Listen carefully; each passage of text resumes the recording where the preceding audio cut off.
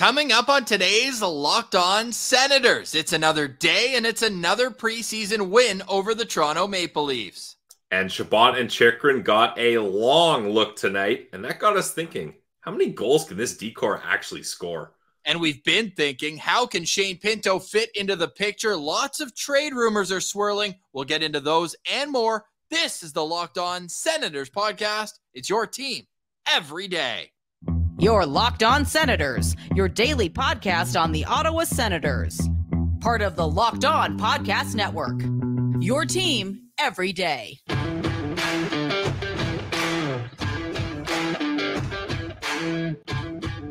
I'm Jake Sanderson, and you're listening to Locked On Senators podcast. I'm Tim Stützle, and you're listening to the Locked On Senators podcast.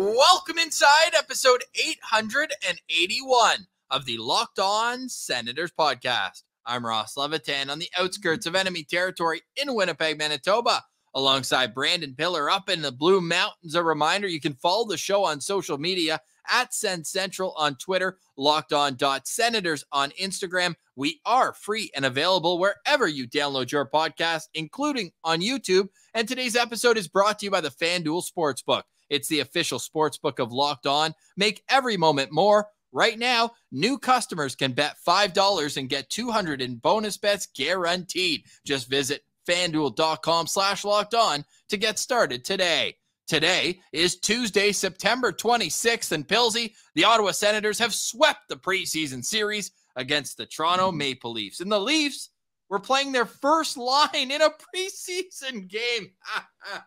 First line in a preseason game, and they get the L, an L at home. That is got to be so embarrassing. I mean, obviously, if you're the Toronto Maple Leafs, you're going to ice your first line up against the Ottawa Senators because you want to win that game. And they lose in overtime, so that just feels good. The Sens are 2-0 this season, remains perfect. The Senators are undefeated so far. Still en route to 90-0. Hey, lot of upset fans on no the excuses TBC on the way to Oakville, Burlington, Oshawa. Everyone just upset. Hate to see it.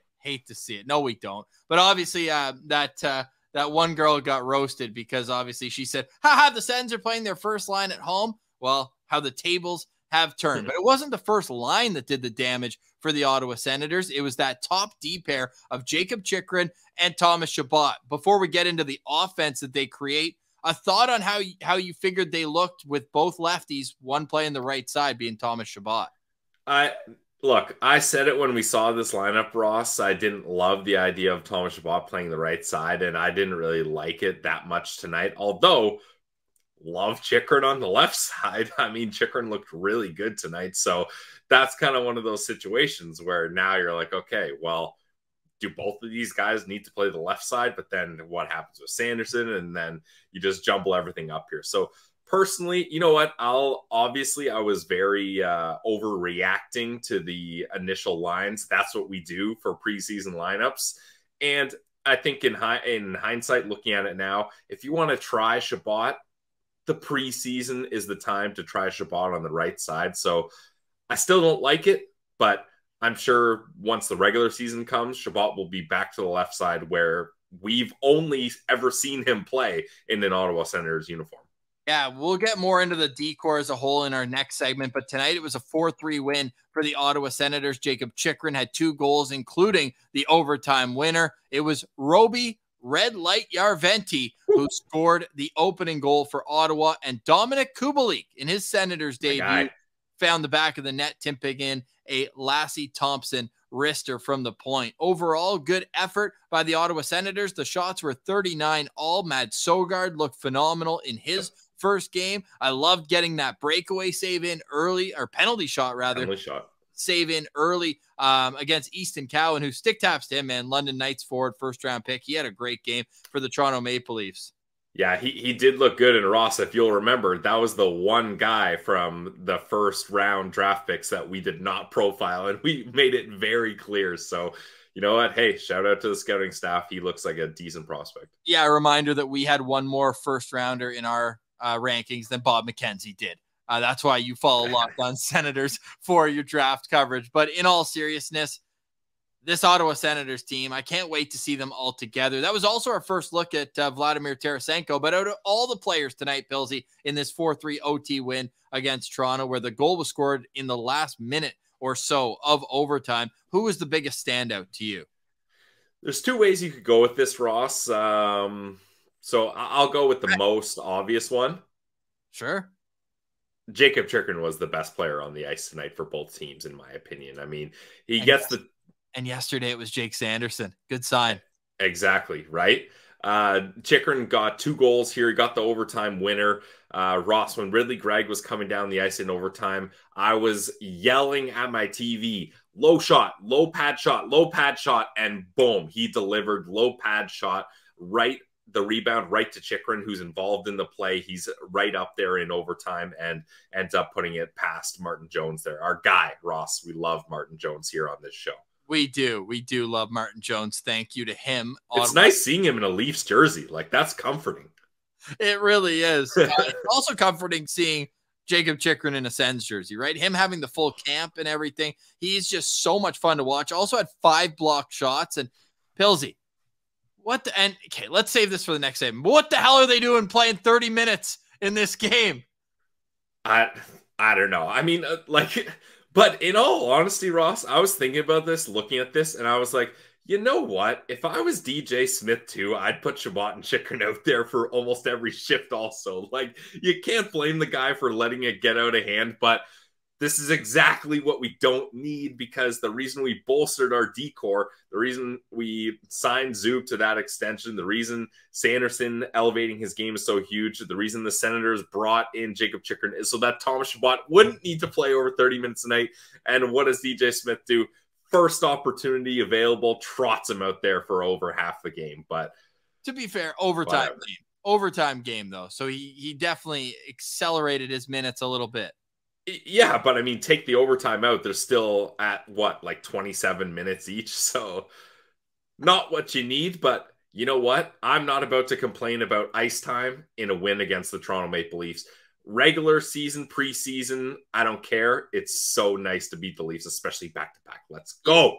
It's certainly a good call, and Chychrun had 6 shots on goal. 2 of those goals went in, 6 shots in the game. He was a beast. I want to highlight Mathieu Joseph, though, and it's a bit of a tease to the final segment where we get into the trade rumors swirling around the team. But, man, he is an A-plus skater. Like, he has wheels that catch your eye the moment you know when Mathieu Joseph's on the ice, because the jersey's flapping in the back. He's just flying out there. It's great to see, and I hope that the hands can catch up, because it's really just been an issue of finishing over the last season with only the 3 goals, none at even strength. We've litigated this over and over again, but I just cannot wrap my head around the fact that he's anything but a good player that will bounce back this year. Like, he just looks like a good hockey player out there.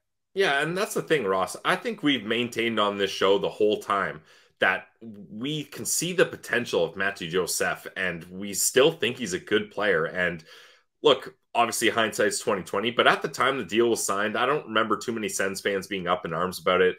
We thought it was a decent deal to lock up a guy in the bottom 6 where the Sens needed some scoring depth. He showed well when he started here in Ottawa. So it's just unfortunate that the Ottawa Senators are showing their hand that they need to dump salary, that he's the guy that's going to be moved. Because without that loss of leverage, Ross, I believe that a team would be happy to take on Joseph as long as they could afford it cap-wise, because there's a lot of potential there, and he showed it tonight.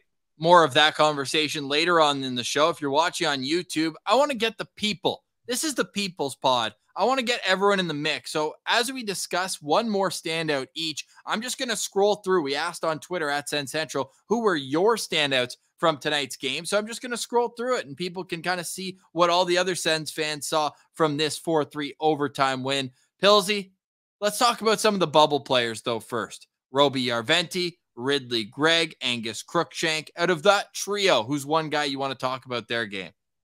I mean, I'll go with Roby Yarventi if you're tossing it over to me first, Ross, here, because he gets that first goal of the game. But look, the thing with Roby is he was kind of inconsistent. And if he wasn't scoring goals, if his shot wasn't popping off, he wasn't doing a lot.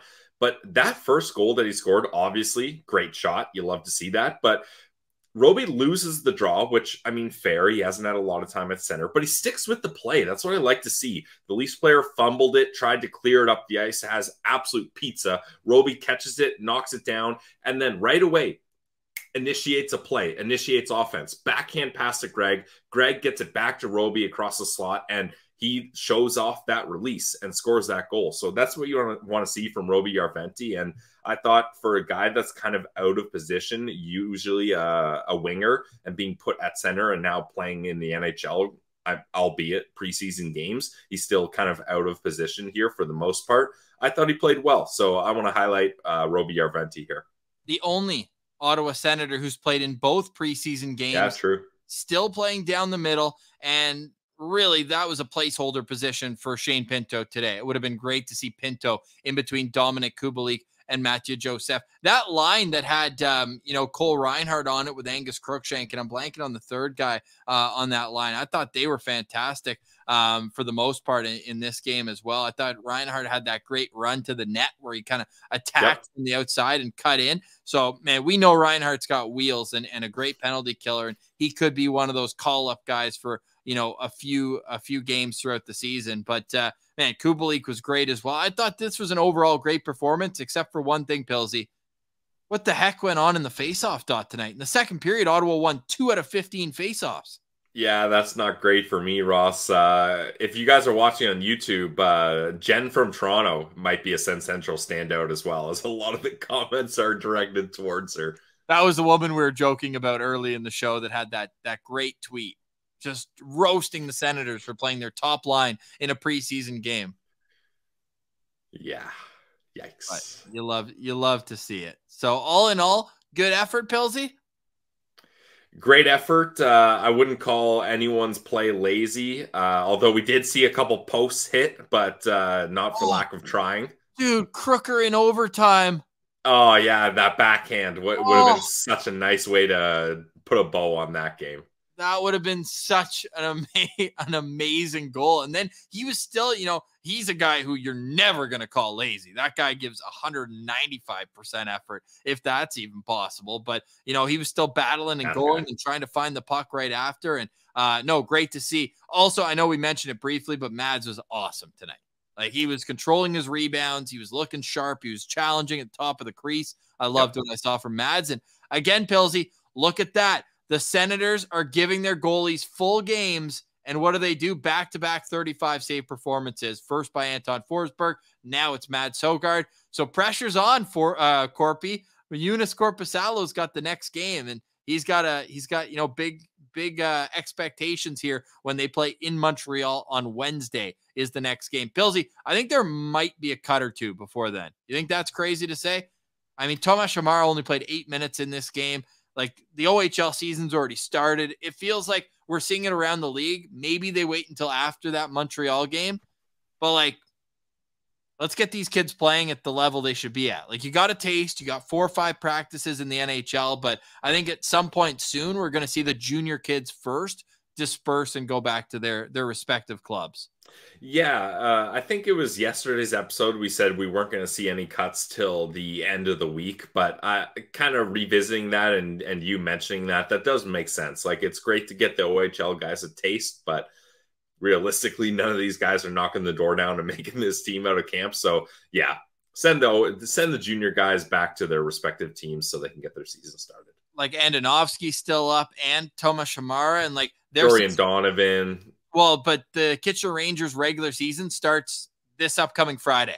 So let's get those guys in the lineup. Let's get them having a full season down there. They showed well, and then let's get the guys who are meant to play. Like, Branny and Hamonic haven't even played a game yet. Like, let's get the guys starting to roll. And I know Ottawa's got 8 preseason games. A lot of other teams only have 6. So there is that extra leeway that the Senators do have. The Sens rest of their week, they've got Montreal on Wednesday. Then they've got Winnipeg at home on Friday.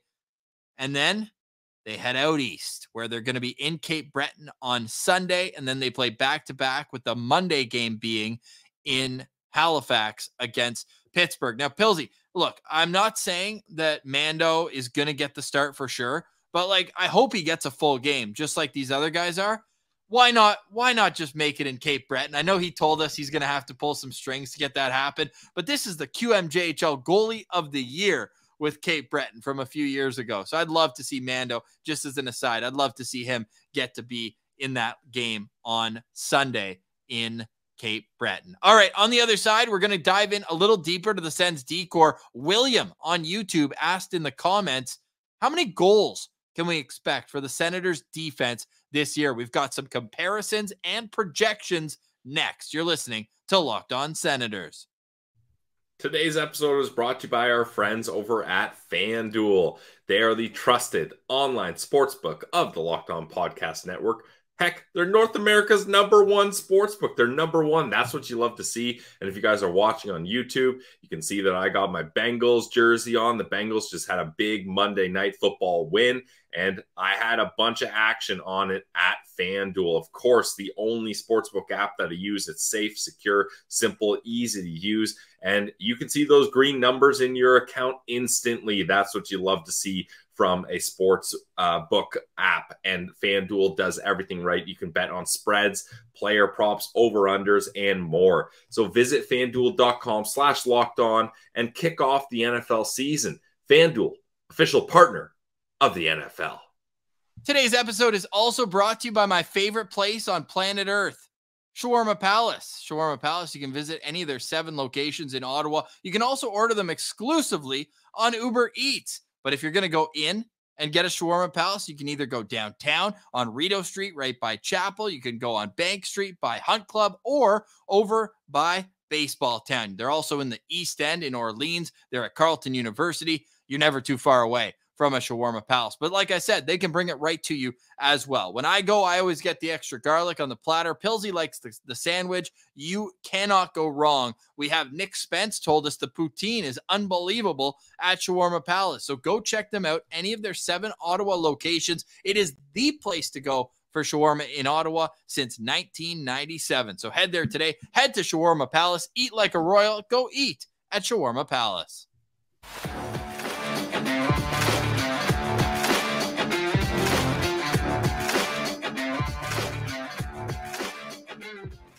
All right, welcome back. Locked On Senators.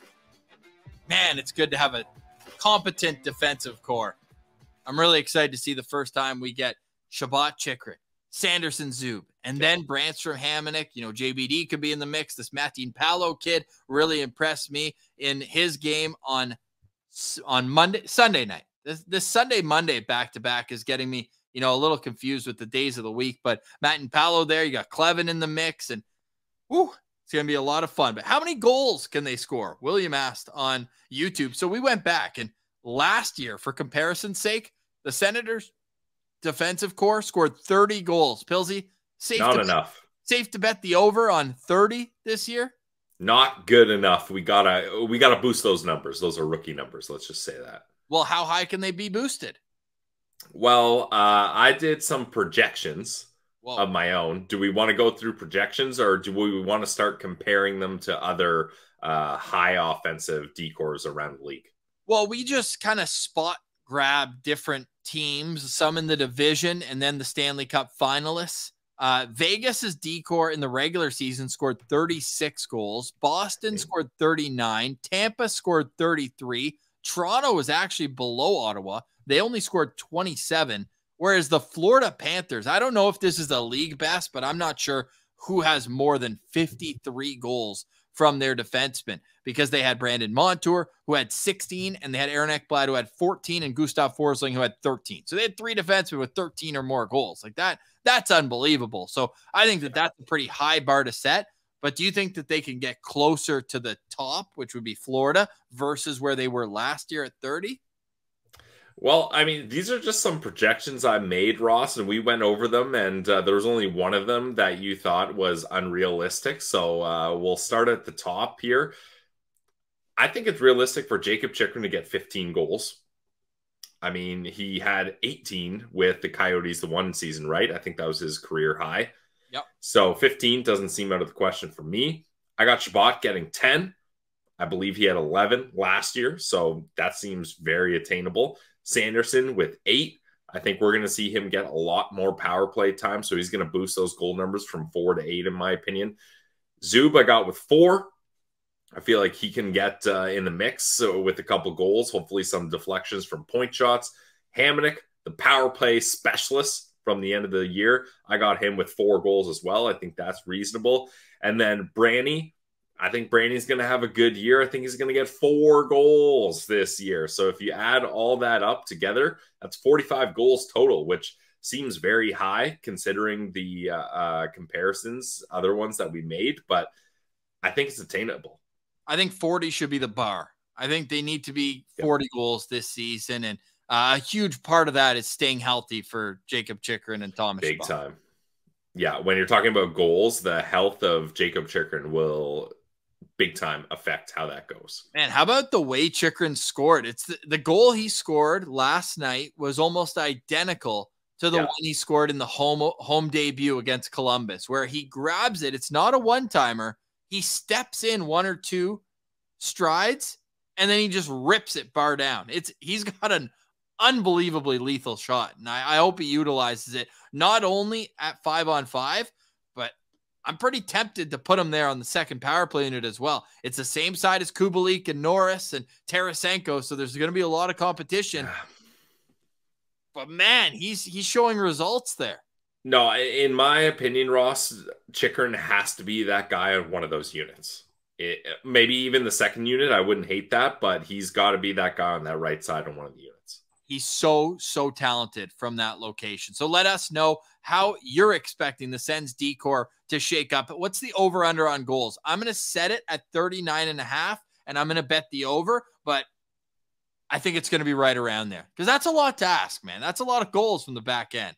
Definitely, but I mean, that's been a focus of kind of this team, and they've been talking about that. I believe in particular said he's been watching Rasmus Dahlin a lot this summer. Exactly, and that's the thing. Like, if this team's going to have success, they're going to have to get more offensive production from the point. And another thing too, Ross, a reason why I want to get Chychrun on that side on the power play is it'd be nice, like with Norris, it's all about the one-timers, right? It'd be nice to have with Chychrun. He can one-time it, but also that wind and load wrister, like we talked about, that he just did in this game in his first goal as a Sen, that just adds a little wrinkle to the power play so that you don't know whether he's going to get it off right away or he can kind of do the hezzy hey and have the goalie bite too early, and then he loads and fires and snaps his top cheese. Well, it's similar to what Tarasenko, we were told from Jamie Rivers. Tarasenko also.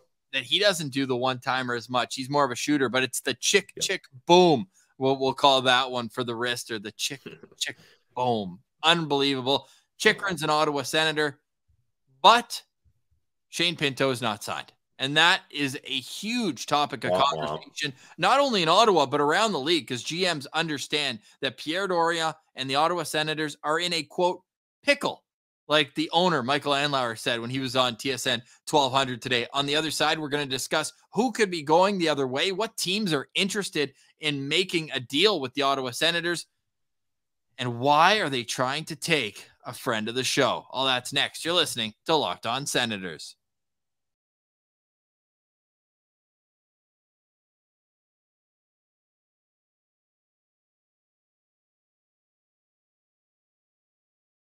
Back, Locked On Senators. A reminder, you can subscribe to the show on YouTube. Locked On Senators, daily content, the only daily Ottawa Senators podcast, and the postcast is coming back. We had some people tweeting at us tonight saying, when's the postcast back? Yeah. We might do a dry run in the preseason, but we can guarantee it will be back for good starting October 11th after the game in Carolina that will open up an 82-game season that will have absolutely no excuses. And there's no excuse for Shane Pinto not to be in that opening night lineup. Yeah, the salary cap might have something to say about it, but you have to make it work, Pilsy. I don't like this latest rumor that the Philadelphia Flyers are interested in helping. I say in quotations. They're interested in Mathieu Joseph, who has 3 years left with $2.95 cap hit, $1 million, of course.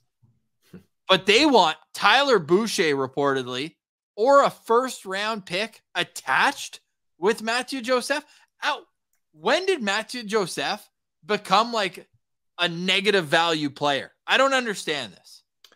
It's all about leverage, Ross, and that's the issue. When it's trading, market value doesn't necessarily hold its true value because it's all about leverage, and everybody knows the Sens have to do this, and there's not a lot of money to go around, so cap space is very valuable. But Elliot Friedman even said on the latest episode of 32 Thoughts podcast that the Flyers are genuinely interested in Joseph as a player, though. Like, it's not like they're not viewing this as like it's like they're not going to acquire him and buy him out type of thing because they can afford it, right? Which we've seen deals like that in the past.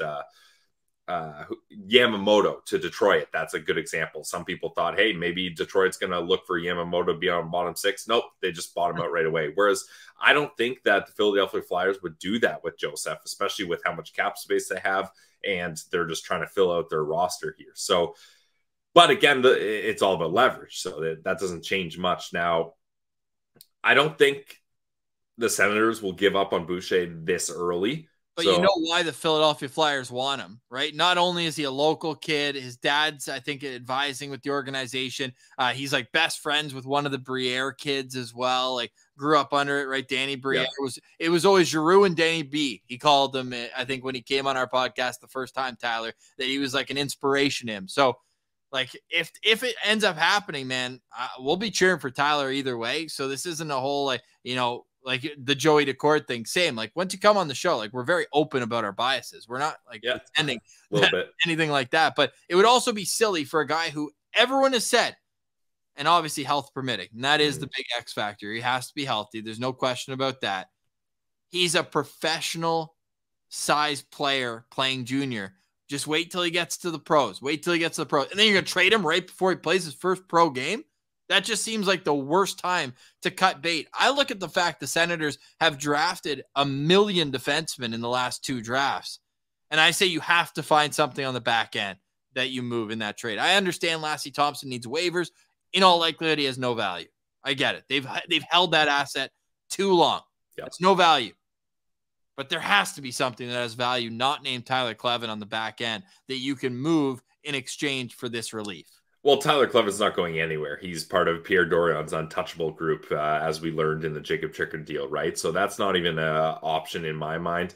The thing with Boucher, Ross, like you mentioned, like it would be crazy to have reached on the draft value there, and then before he even gets an opportunity to play pro, to let go of him. But as a sweetener.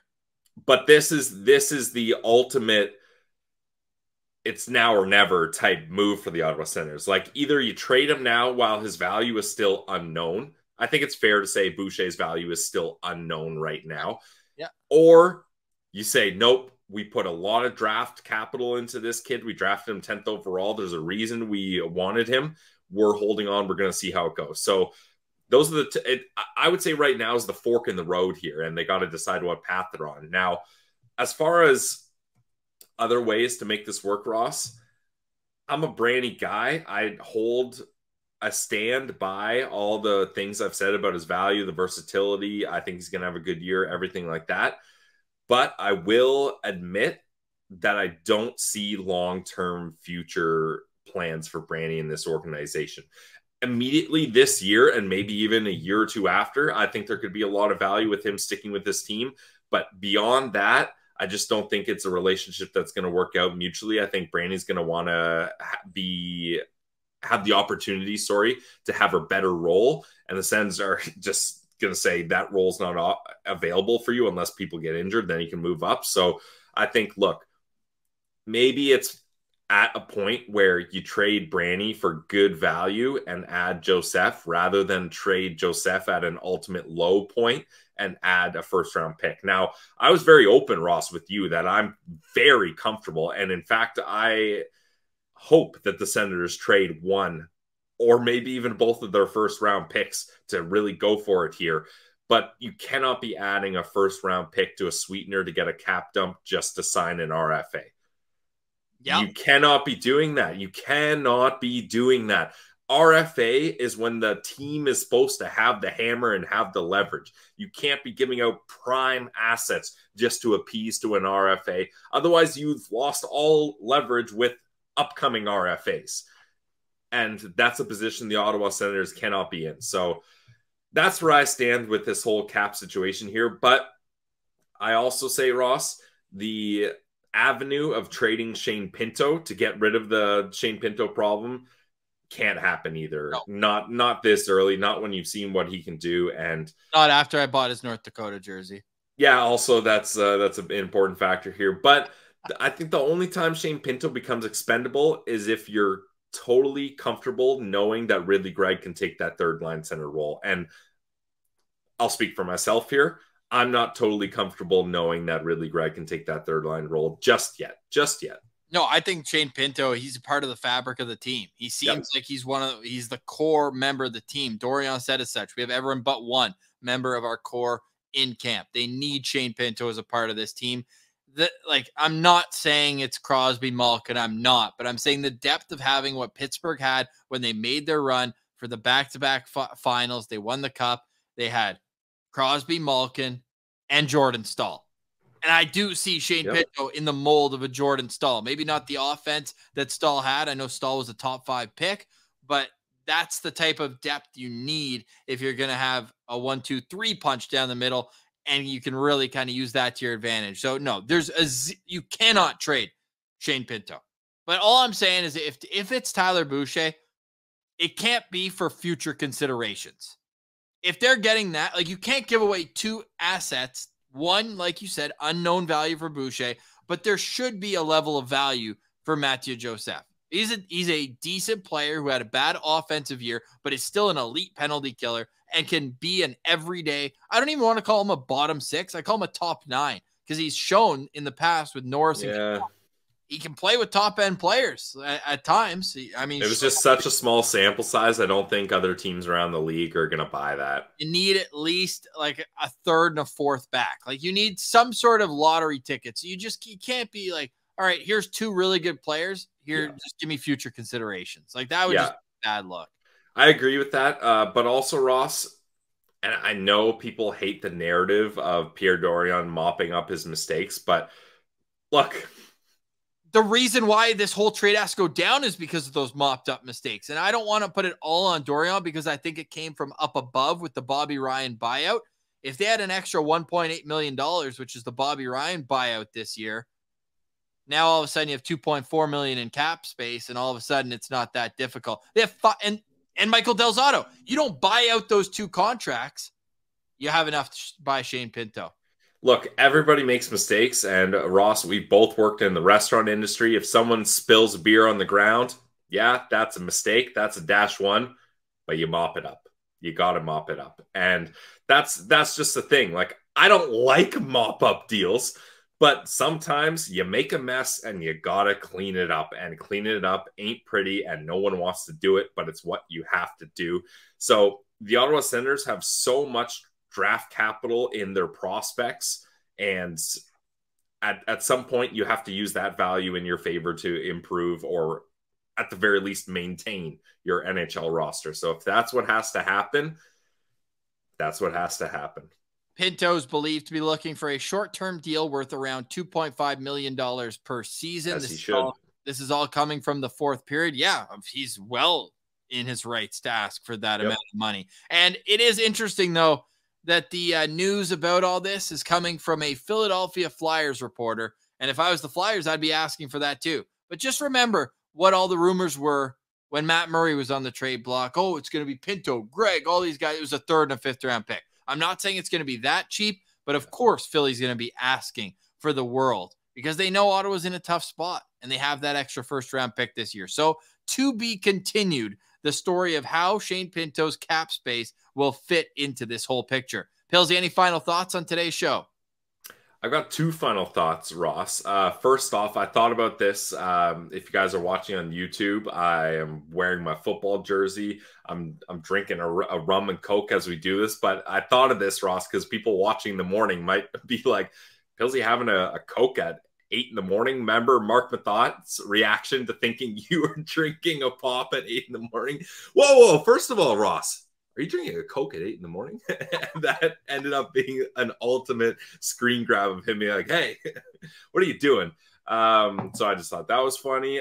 Second final thought is shout out to Benji, the winner of the fantasy baseball league named Pilsey's Baseball Bonanza. I did a Sens fan only baseball fantasy league in the off season, and Benji was not only the regular season champ, but the playoff champ as well. So he got a pretty penny $600 payout on that one for your boy. So shout out Benji. Nice. Benji knows baseball. Attaboy, Benji. Now, that actually brings me to my final thought. It's going to be the final time we bring this up because we are making the league on Wednesday. The draft will follow afterwards for the Send Central Patreon Hockey League. And I want to give a shout out to Wally Rabs as well. We're going to start giving some shout outs to our Patreon members. We're going to have 2 full leagues. Like, hey, we're going to be awesome. Let's get a couple. It's going to be awesome. Draft's going to be sometime in the first week of October. So join us if you haven't. The link is in our link tree, or you can find it on Twitter at Send Central. For today, we say goodbye. For Brandon Piller, I'm Ross Levitan. This has been the Locked On Senators podcast, your team every day.